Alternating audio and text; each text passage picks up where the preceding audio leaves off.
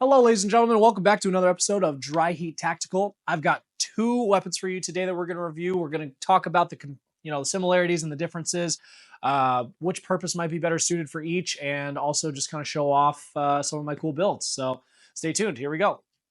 Okay, so in a previous video, I went over my B&T. However, I have my Flux here, and I want to go over both of them and kind of talk about why I switched from my B&T to the Flux and why the B&T might actually be a little bit better in certain situations versus my Flux Raider. I'm also just going to kind of go over the Flux Raider a little bit. So first things first, I'm going to grab the Flux. We are going to eject the magazines. They do have rounds inside of them, so we're going to clear the rifle. We are good. Now, the Flux is going to be a M17 inside of a chassis. So Flux Defense is a company that sells this chassis, and it is compatible with the SIG P320 line of pistols. Now, I have SBR'd this M17. That's how it started, an M17, and I have SBR'd it, so I do have the stock on it. However, when I ordered the chassis, it did come with a brace, so I have that as well. And basically, this is like a little submachine gun PCC platform. There's a lever on the back here that will send the stock out, and you now have something to support the handgun. I'm so sorry, I keep hiccuping. And then to pair with it, we have a Surefire X300. There was an optic on top of this. However, I have since moved it to another build, and I'm looking for a replacement. This is actually where I need your help. I need you to help me with finding the right optic for this, because I did have it was a Hollow Sun on a riser, and it was easy so that when I presented it, I could see the optic right away, and I didn't have to hunch my head down. Right now, I just have the iron sights, and they're really hard to see, especially with the suppressor. So I need a new optic situation. That's where you come in. There also is a Silencer Co. Octane 9 directly threaded onto a Silencer Co. threaded barrel. The M17 does not come with a threaded barrel, so you will have to purchase one. I purchased one from Silencer Co. I have not had any issues. I have also not had any issues with the pistol functioning and cycling properly. I know that some people say that when you put the suppressor on it, it kind of tends to change how the weapon cycles. You could have some reliability issues. However, mine does not. Additional pieces that you'll see here is I bought the grip tape from Flux Defense's website so that I have a positive, more of a positive grab on it. And I know they sell charging handles and whatnot. I haven't gone down that road yet, but for me, this works perfectly fine. Very, very gritty sandpaper-like feeling. So overall, this is my Flux build. And then obviously you have your magazines that go inside. If you lightly press the forward button, you will just have this magazine come out. If you press firmly, you will have both magazines come out, and you can perform a fast reload. There is also a magazine release on the side here, where my finger is, and then there's also one that is going to be on the back left side of the gun. And so that's the Flux. Now, comparing it to the B&T, the Flux actually has specifically the M17 has a 4.7 inch barrel. The B&T, on the other hand, has a 4.3 inch barrel. So as far as velocity goes, the Flux is actually a superior product. But the B&T, there's positives to be said about that too. So let's actually go first. So this was my bag gun. I used to keep this in my bag. I used to keep this in my car and carry it with me. However, it's extremely heavy, especially for a subgun. This is a polymer lower. However, the upper is going to be, I believe, I don't want to get this wrong, but it's metal. It's aluminum.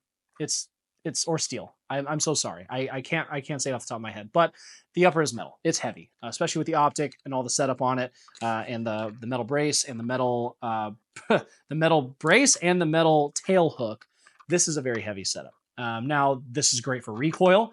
There is less recoil. You could say that this is a more durable firearm, especially if you're going to be dropping it, throwing it around, if you're in adverse conditions. This is a very well built and put together and purposeful submachine gun S rifle, a PCC. So there's that. Now, the reason why this has made its way into my backpack is it is so light. I mean, this whole thing is polymer. The only metal part here is going to be the upper control, the fire control unit, and it's phenomenal. I mean, it's so lightweight. Now, that does cause problems. One, it's kind of a more open system, and two, you're going to have a little bit more recoil. The reliability, especially when it's suppressed, is known to be slightly iffy. However, I have not had any problems. I know that it's an easy fix. You just replace the springs, you get heavier or lighter depending on your system, and also changes what kind of ammo you're running. But running hollow points, specifically hollow points through this, or 9mm range ammo, even. I've had just my 115 grain range ammo. I have not had an issue. So I'm very thankful for that. But depends on the suppressor you're using. This is also a very long suppressor. I would like to get a shorter Omega 9K or something that is a lot shorter, but this one is what I have going on right now. So lightweight, doesn't add a lot of weight to my bag. It's very maneuverable. It's extremely versatile. It's very compact. Actually, I think if we put these two side by side, well, actually, with the suppressor on it, the Flux may have lost. But if we put these side by side, both on a leg. Oh, the Flux is actually a little bit shorter. So imagine if you could get a shorter can on here, this would be a much more compact system, and a lot lighter. You can also tell it's a little bit width-wise from left to right. It's a little bit thinner, skinnier. It's not as tall, height, width, whatever direction you're looking at here. It's a smaller unit for sure. However, the illumination, the Surefire, I mean, it's an illuminator. I would say the Mod Light performs a little bit better. I would also think that the system in general on the B&T performs a little bit better and is a little bit more reliable. However, if you truly are looking for a fast, deployable, lightweight, compact design, this is going to be the superior product. Now, I want to talk about something else. So both of these firearms started their lives as a pistol, and they were SBR'd. SBRing this, it made sense. You put a stock on it, or you put the proper stock on it, and it makes sense. This is a whole unit. Actually, the serialized portion of this is the upper, much like the SIG. The serialized portion of this is actually the fire control unit inside. It's not the slide, it's not the barrel, it's the fire control unit inside. And so SBRing this, a little strange. I had to SBR a handgun. That felt weird. And now it's a short-barreled rifle, but it's a handgun. So it's a little confusing. However, this made more sense. When choosing your platform, it's something to take in consideration. Like, these can both be braced systems, and this does come with a brace. Honestly, the stock, it's really not that much superior to the brace. It does slightly have a little bit more contact and feels a little bit more normal. However, this would be an amazing just pistol setup. You don't have to do the SBR on it. You're not going to put a vertical grip on it. You're going to put a flashlight on it, and there's a lot of customization with it, just like the B&T. With the Flux, you can put rail panels on the sides. I've seen people do IR laser units on there. I've seen people do actual rifle lights with pressure pads. I've seen a lot of different configurations. So this is very customizable, just as much as like this would be. Both have their own limitations, and both have their positives. I'm also not going to put a vertical foregrip on this though. So it kind of depends on what you want. This chassis also does allow you to carry more capacity on the platform itself, versus this, you have to have additional mags somewhere and you have to store them somewhere. However, this, I have two, I believe these are 22 round magazines, 21 round magazines.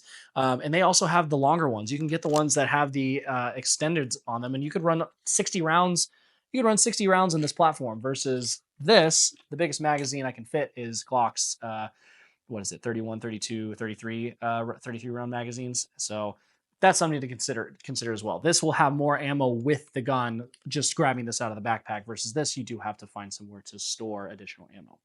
Okay, guys, overall, that's just kind of my thoughts on my two PCC builds that I have here. I have used both for home defense and like a truck gun, car gun, backpack gun. I haven't used them, thankfully, but these are both platforms that I've carried around with me and used in those purposes. Both have their pros, both have their cons. I hope that I've explained a little bit of why one might be better than the other. I also forgot to mention that the B&T is going to be a more expensive system versus the Flux. it's a lot cheaper. Just to set it all up, you're just putting a handgun in a chassis. This is a little bit more expensive. So pick and choose. I would love to hear your comments on this. I'd love to hear if you set yours up differently, and I'd love to hear what your feedback is on this. But that was just overall my opinion as far as how I have these two items set up. So thank you for joining. Thank you for watching. I appreciate you. And as always, until next time, stay cool.